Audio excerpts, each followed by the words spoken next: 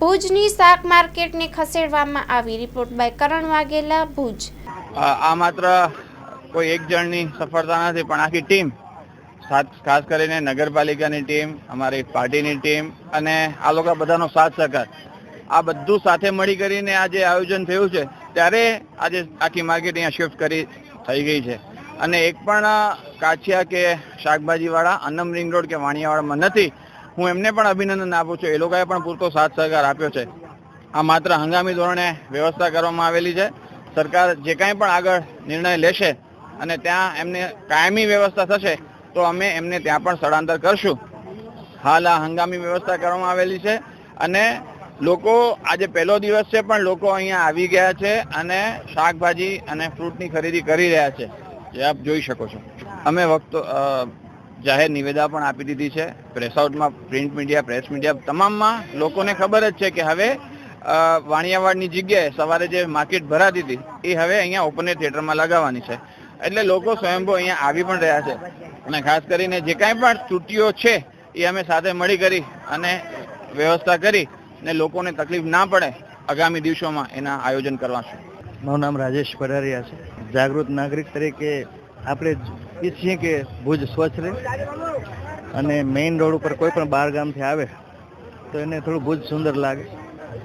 સરસ આટલું બસ સ્પોટ બન્યું છે પણ એનો હજી આગળની દુકાનનો ઉકેલ નથી આવ્યો.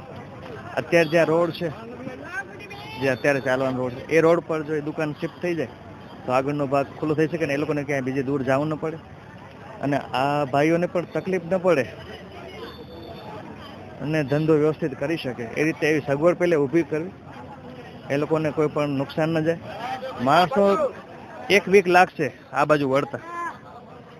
ધંધો બધાને ખબર છે અને બધા જાગૃત નાગરિક છે ભુજના અને બધા ઈચ્છે છે કે સ્વચ્છ રહે. આ લોકો પણ ઈચ્છે છે. તો આ લોકોને ધંધામાં નુકસાન ન જાય અને એ લોકોને અત્યારે બહુ તડકો પણ લાગી રહ્યો છે, તો એ રીતે કાંઈક એની વ્યવસ્થા પણ થાય, એ લોકોને અન્યાય ન થાય. એ રીતે બધાનું સગવડ ભરવું જોઈ અને નિર્ણય લેવામાં આવે. બિલકુલ ખોટું નથી, પણ પ્રવાહ વળતા થોડો વાર લાગશે. માણસોના પગ વળશે એટલે રેગ્યુલર જેમ હતો એમ ધંધા રોજગાર ચાલુ થઈ જશે. પણ આ લોકો માટે પહેલે સગવડ જે પણ જોતી હોય આજુબાજુ એ કરજો. બાકી આ ગામ જ છે, અહીંયા રહ્યો કે અહીંયા રહ્યો બહુ ફરક નથી, એવડું દૂર નથી જવાનું કોઈ. તો ખૂબ સારી વ્યવસ્થા છે.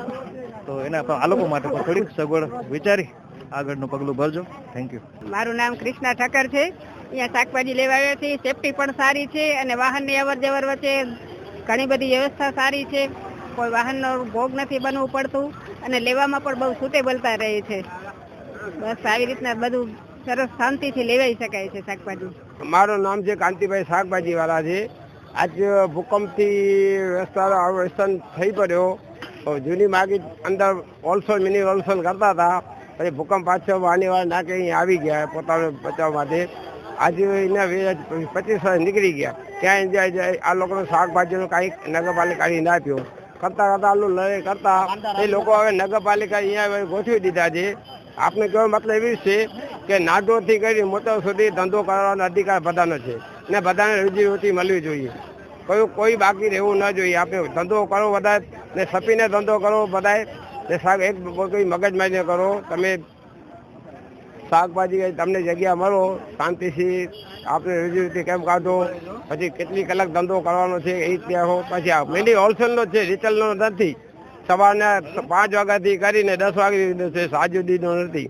સૌની જગ્યા પાસે હલાવી આવ જ્યાં ધંધો કરો. પછી આખું ભુજ છે. પહેલા દિવસે એકદમ સારામાં સારું કામ થઈ ગયું. પૂરો સહયોગ નગરપાલિકાનો આખી ટીમનો છે. સારામાં સારી રીતે એને સેવાઓ આપી. એકદમ દોરીને રાત દિવસ દોરીને એમ સેવાઓ આપી છે. સંતોષ છે, એમાં જગ્યામાં સંતોષ છે. નગરપાલિકાના કામમાં કોઈ સવાલ નથી, પૂરેપૂરો સંતોષ છે. ઘરા છે પહેલા દિવસમાં બરોબર જ છે. કાંઈ સુવિધા અહીંયા પૂરી મળી, સહયોગ પૂરો મળ્યો છે. કોઈ જાતની તકલીફ નથી પડી. એમાં બિરદાવીએ નગરપાલિકાને 110%.